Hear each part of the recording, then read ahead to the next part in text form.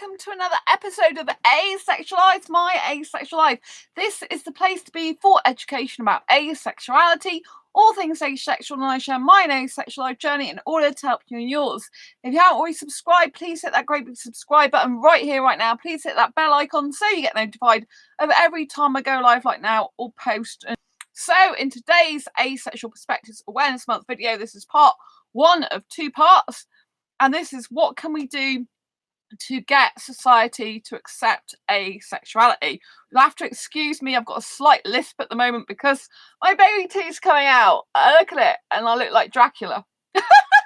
So anyway, yes, Asexual Perspectives Awareness Month is celebrating our diversity across the asexual spectrum and our differences within it.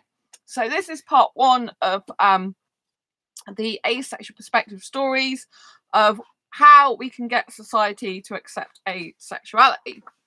This is Philippa Duke's story.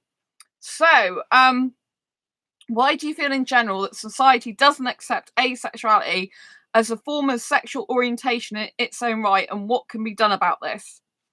I take huge issue with the lack of representation of asexuals in the media, which is what shapes everyone's thoughts and understanding of how the world works.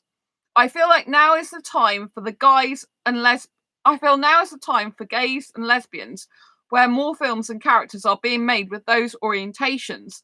And one day it may be the asexuals' turn, but not yet. One day, friends. One day. A lot of people just cannot comprehend a life without sex. And even if they try these things, it's abstinence for God.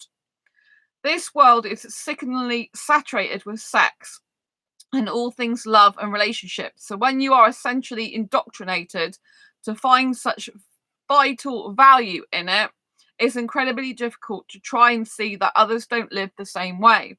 Some people just think that asexuals are young fools, pretending to try and seem different and interesting, which really doesn't help, because I know plenty of people when I was at school that caught the bi bug. Left, right and centre, everyone was saying they were bi, because a really popular group started claiming they were. But by the time we left school, I could count the people that still identified this way on one hand. I think people just suspect that we aren't being honest, because like sex, the world is filled with dishonest too. So, yeah, it's really sad that people do sometimes think asexuals are just trying to be special, or, you know, making something up for attention, you know. A lot of asexuals aren't out about being asexual, so that's complete rubbish, you know. A lot of asexuals are the opposite. They're scared about what people think, especially when the media is so hell-bent on basically making everyone feel like they need to have sex in order to have a successful, fulfilling and happy and loving relationship, you know. So there's a lot of pressure on asexuals to be heteronormative and to, you know, follow the crowd. And so I actually think it's the opposite. I think there's less asexuals around. Liam, hello, Sandra. Hopefully someday the world will know and accept us. I agree, Liam. You know, it helps as much visibility as we can possibly get. But, you know, I really make it my mission to help with that cause as much as possible, you know, to get asexuality recognised as a sexual orientation throughout the globe. So no asexual has to live in fear of ridicule ever again. That's my main mission. So I really hope that I can help wherever I can. Thank you for the thumbs up. Lots of love to you. So this is Robin's story. So why do you feel in general that society doesn't accept asexuality as a form of sexual orientation in its own right, and what can be done about this? I think the argument that crops up often is about how exactly we are oppressed. For example, gay people have been killed or their lives ruined by homophobia. It is thought that asexuals aren't oppressed in the same way. So asexuality shouldn't really be a minority sexual orientation in its own right. A lot of people also think it's impossible not to feel sexual attraction to others. They think that the lack of interest in having sex stems from being a late bloomer.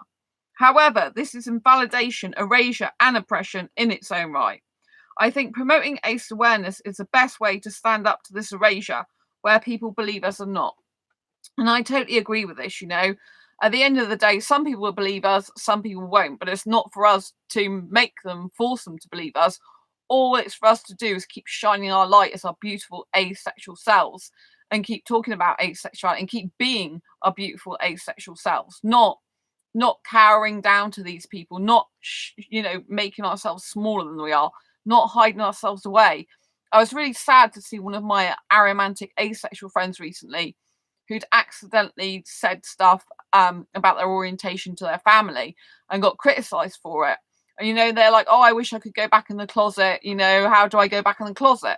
And at the end of the day, you don't need to go back in the closet, right? If your family and friends and relatives aren't supporting you, that's their problem. It's not your problem. You can't help who you are. You can't change yourself as someone else and pretend to be something you're not or hide yourself away. That's not a life, right? We only get one life. You have to remember that your relatives, say you've got, I'm lucky because my parents are very understanding about my asexuality, but say you've got parents who were much older than you, then obviously they're not going to be around forever.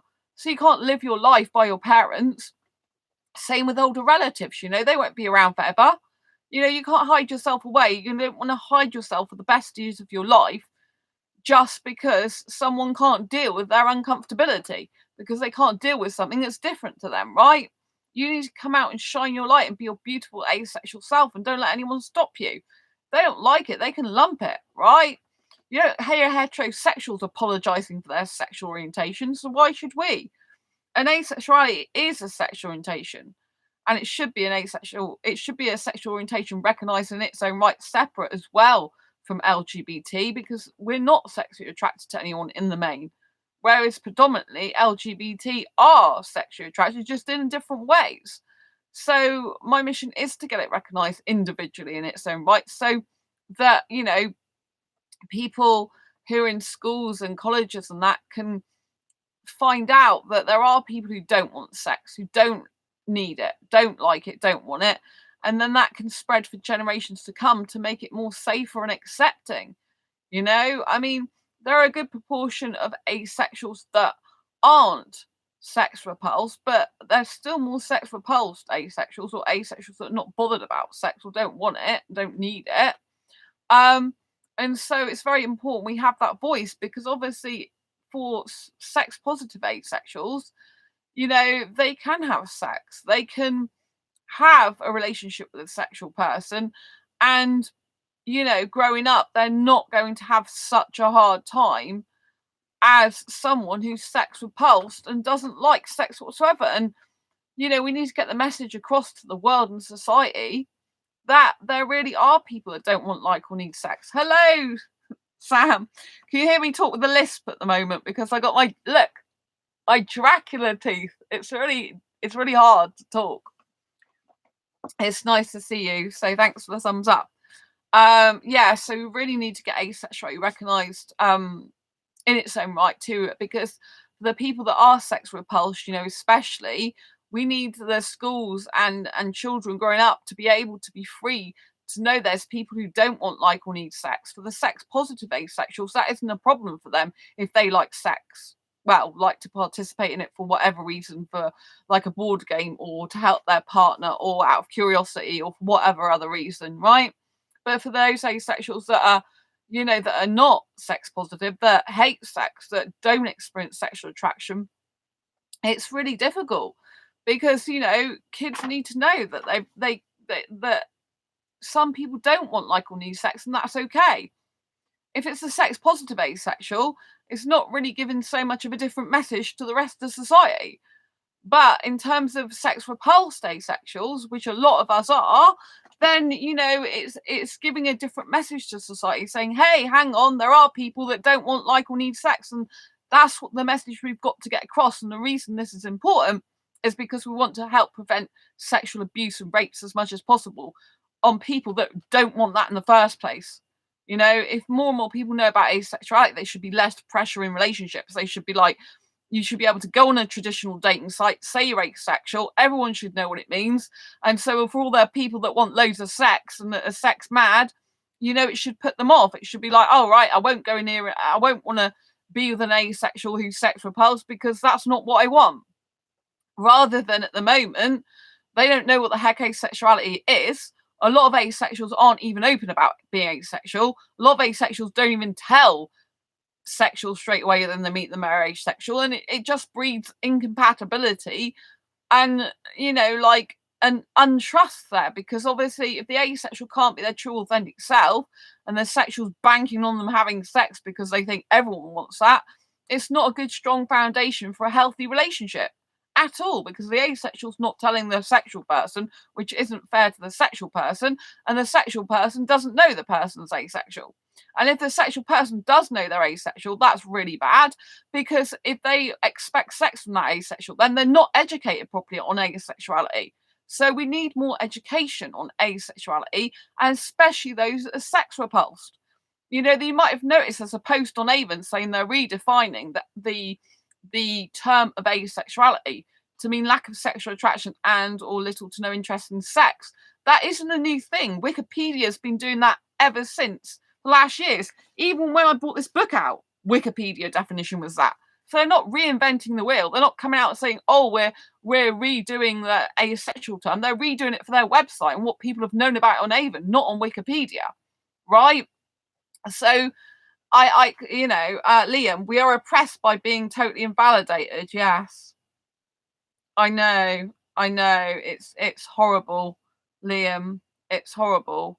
And we're more oppressed, I think, than any sexuality still at the moment. I think. And it's kind of like a lot of asexuals are repressing their asexuality as well. So not only us is society oppressing us, a lot of asexuals are repressed because they're holding in their feelings of being asexual. They're holding in the fact they don't want, like, or need sex because they're so worried about what society says. I will do whatever I can and whatever it takes to help change that while I'm here on planet Earth. I really will. Because it's very important, it's very important for children growing up as well to know that they can have a safe space somewhere. People need to know that there's people who don't want, like, or need sex. And that's Eddie, like most groups, you'd need a strong champion for your cause. Well, obviously I'm a strong champion, but there are other people, but I am a very strong person. I don't take fools lightly, and I'm very strong in what I do. So I don't want to say there's other people that are not doing their bit though, because there are, but um my cause is my cause, like you said, like most groups, you'd need a strong champion for your cause. And then my cause is my cause, as in I specifically have been given the mission to get asexuality recognised as a sexual orientation in its own right throughout the globe. That's my personal mission. I don't, whatever other asexuals have as their personal agenda or mission for why they do work for asexuality is up to them. But my cause is my cause. Like, for any person, you own your own mission, you own your own cause. The whole point is it's your mission. It's unique to you because only your personality would fit your mission. That's my life mission. And I won't stop doing it. I honestly see me helping asexuals till the day I die. I don't see me doing that with everything else, but and writing I do as well, but I don't see me doing that with anything else. I'm so passionate about asexuality. I so live and breathe it every single day of my life. I mean, I'm in groups. I run groups with Sam. I'm in forums. I'm answering emails. I'm answering messages, and I just live and breathe asexuality. I'm not happy unless really I'm just like being my asexual self. So I'm so happy to be back on this channel, like you wouldn't believe. So, right, Kenneth Williams' story. Why do you feel in general that society doesn't accept asexuality as a form of sexual orientation? It's all right, and what can be done about this? It would help if not having sex wasn't seen as a bad thing or as an insult. The asexual nerd who can't get laid stereotype. Having it mentioned in sex ed class would also be a good start. If it becomes more well known, then I think more people will come to accept it, as well as younger asexuals not feeling confused or broken, which was a point I was trying to make, which Kenneth has made really well. It also may be hard for sexuals to wrap their head around the idea that someone might not want or even hate something they love and crave. Sex is everywhere, and while I'm okay with that, it does make it more difficult to realise not everyone wants it. Yeah, I think Kenneth does put it very well, and that's why I really think it's important to get asexuality recognised as a sexual orientation in its own right throughout the globe. Because the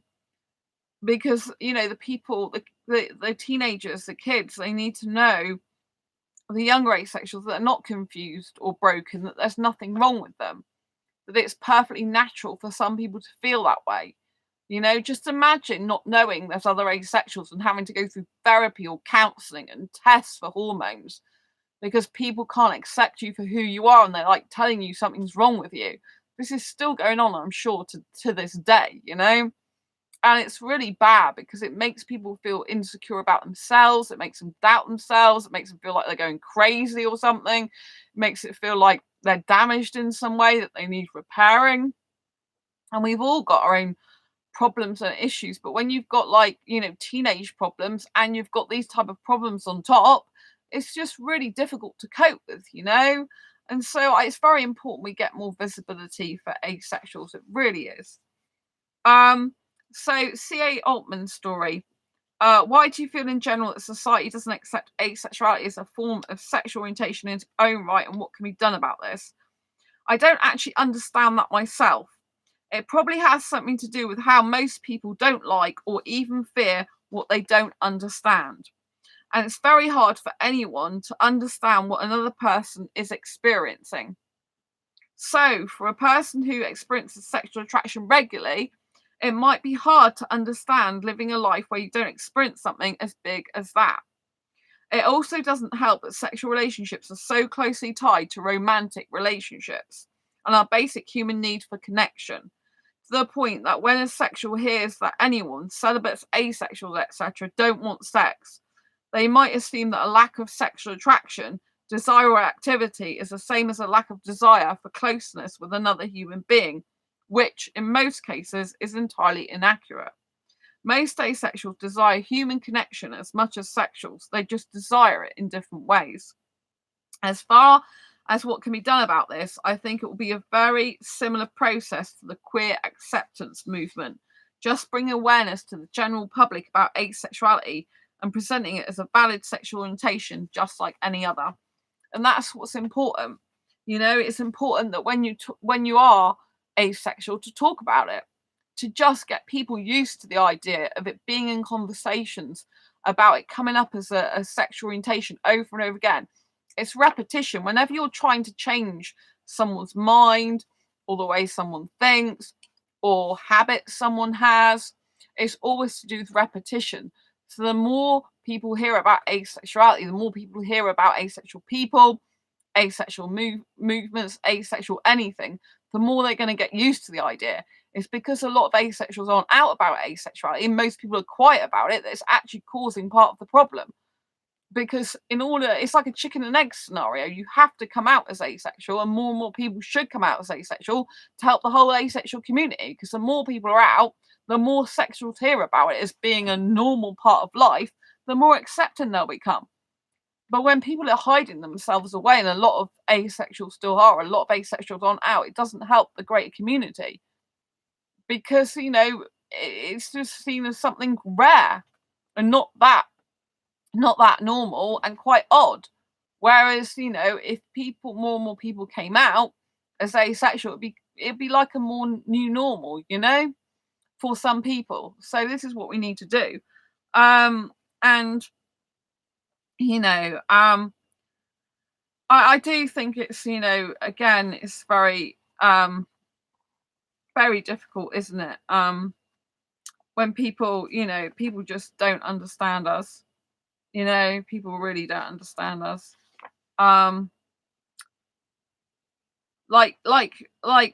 C.A. Altman said, it doesn't help that sexual relationships are so closely tied to romantic relationships, And for me, as a romantic asexual, I find that really difficult because, for me, I get sexuals that are really attracted to me, but I can't be in a relationship with them. For me personally, it's unsustainable for me because I'm too sexual in behavior despite no sexual attraction. I'm too much wanting the passionate kissing without the sex, and it kind of drives sexuals crazy, that type of thing. So unless I found a sexual that was really into kissing and that was sort of like the best thing for them rather than the sex, then I don't think it would work. I really don't. I can't see me being with a sexual and being happy, you know. But again, you know, if people came out more and more people came out as asexual, it'd give us a wider pool of people to choose from for a romantic relationship, for the romantic of us. Because traditionally, in terms of asexuals, there's more aromantic asexuals, those that lack romantic attraction as well as sexual attraction. So this makes a pool of people that you can get into a relationship with a lot more smaller anyway. Pool of people that you can get into a relationship with a lot more smaller anyway. But you know, like, everyone assumes, unless you're asexual, that romance goes together with sex and that they're not separate when they can and are for asexuals, you know? So, Dee's story. Why do you feel in general that society doesn't accept asexuality as a form of sexual orientation in its own right, and what can be done about this? Mostly, I think it's a simple case of being skeptical of that which you're unfamiliar. And arguably, it's easier for asexuality to go under the radar than, say, homosexuality, because it's a lack of desire rather than a presence of a lack of conventional desire. That's why it's harder for them to accept asexuality than it is LGBT. I also think we face the problem where not having sex, particularly in women, is associated with oppression or Puritan. I can't even pronounce that word. Puritanical, puritanical ideals amongst the progressive folk who normally might usher in a non-heteronormative subgroup. I think this viewpoint is extremely harmful to sexual and asexual folks alike. Women should be empowered to be sexual when they'd like and to not be sexual when they'd rather not. Above all else, more awareness is going to help both of these issues. We're getting there slowly. There is something I talk about my personal story in the Asexual Guide to Sex book, which, as a woman, in terms of sex and sexuality, is quite liberating. Obviously, if you're sex repulsed, you might find it a bit, but yeah. When I was with my ex, he I'm not going to go into the whole thing at the moment, but he encouraged me to do certain things that, as a woman, really to do with sex, you're not usually encouraged to do that type of thing. You know, it's kind of like women are usually designed to serve men traditionally, which is disgusting. Women should be able to have as much pleasure sexually as a guy if you want it. You know what I mean? For any asexuals that are having sex and you want to get something out of it, otherwise you just you can't even twiddle your thumbs. But I mean, you know what I mean? You're just so bored with it. If you're not interested in sex, you need to get something out of it for yourself. There needs to be some pleasure factor in there, which I'll be going into in the Asexual Guide to Sex book, you know? So, you know, because there's no point in doing something and just being bored rigid with it. If you're going to do something, even if you're not fully into it, you kind of do something purposeful to do with it, do you know what I mean? Or meaningful, or just to have the pleasure, because, like, why not? You know, you want to get something out of the experience, at least if you're going to be doing that.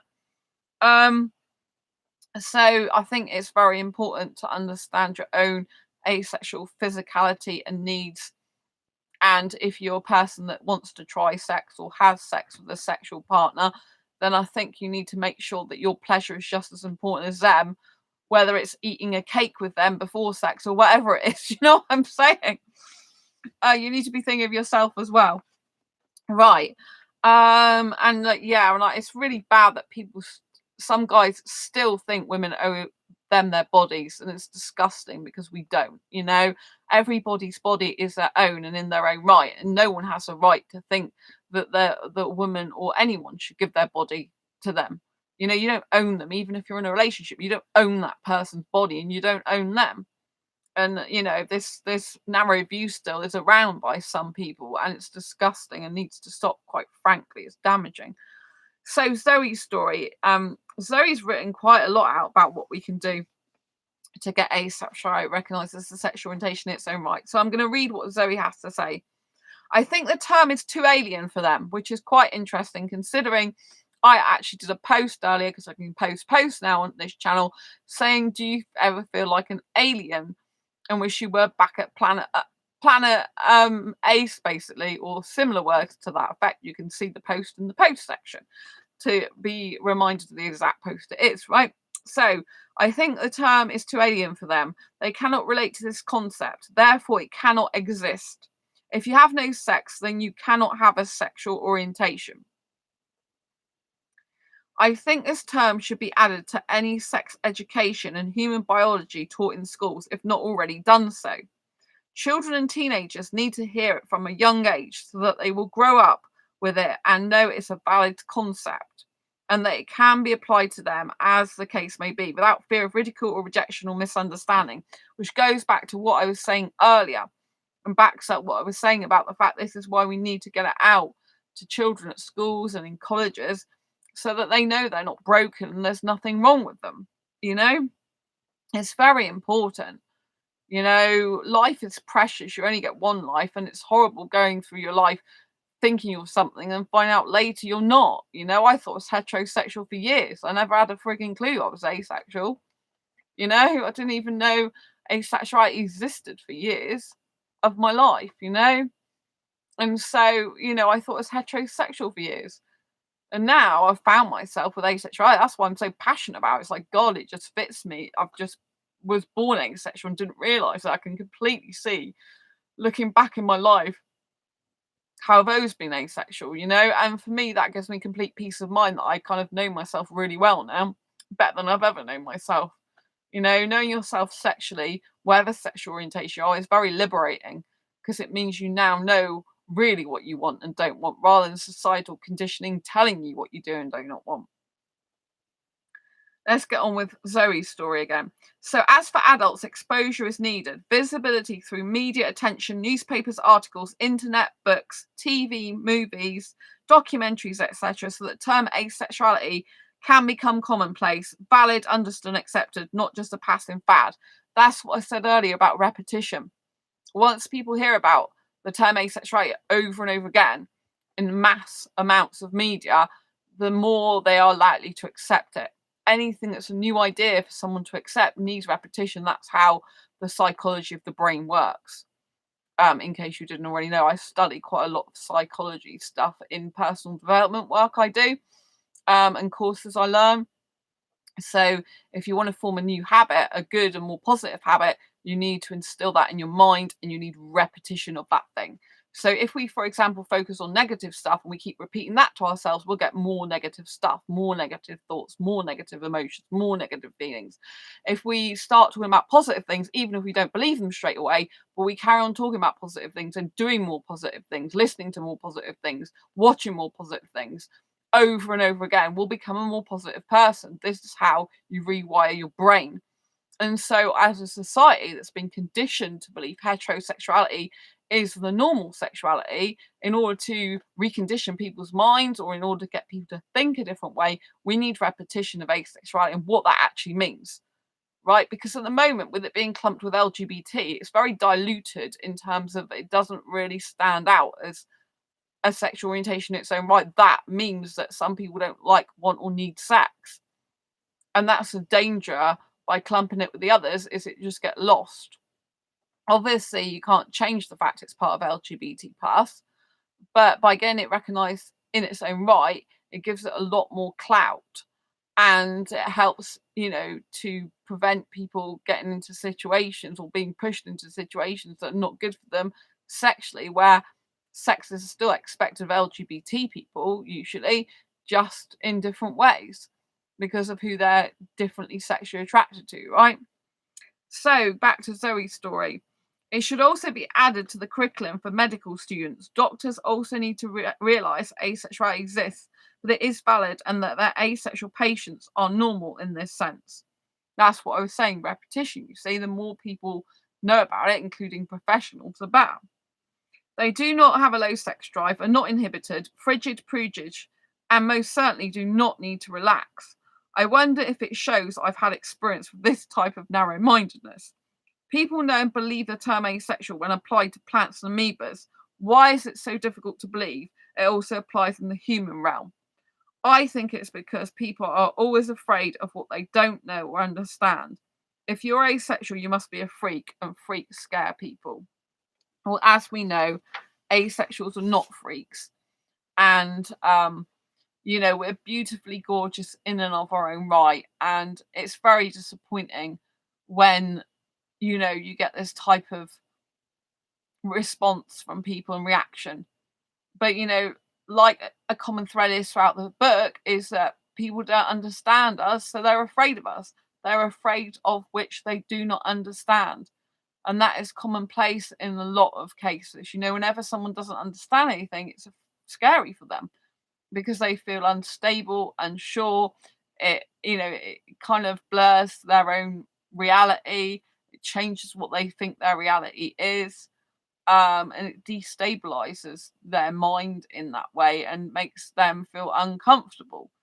But, you know, it's equally uncomfortable for us when we're born into a world that's full of sexuals, that's full of heteronormativity, sexual normativity, and and it's very disturbing if everyone around you is different to you and you're like, oh my god, you know, what's happening with me? Am I crazy because I don't want sex, I don't like it, I don't need it, I don't feel this way, you know? And that is scary for us. I mean, we're constantly bombarded by images, music, movies telling us we need sex and we should be having it because it's the best thing in the world for a relationship and for life. Without it, like you're not worth anything. That's basically what the message says. It's disgusting and needs to change. So anyway, I conclude part 1 of this how to get society to accept asexuality. I will be continuing this again tomorrow. And yes, I wish you a very happy Asexual Perspectives Awareness Month, celebrating our diversity across the asexual spectrum, our difference within it. If you like this video, please give it a thumbs up. Subscribe if you haven't already and hit that bell icon so you get notified every time I go live like now, post a new video. And don't forget to check out Asexual Perspectives on Amazon, Barnes & Noble or Waterstones. And I'll see you on the next video. Take care. Lots of love. Bye.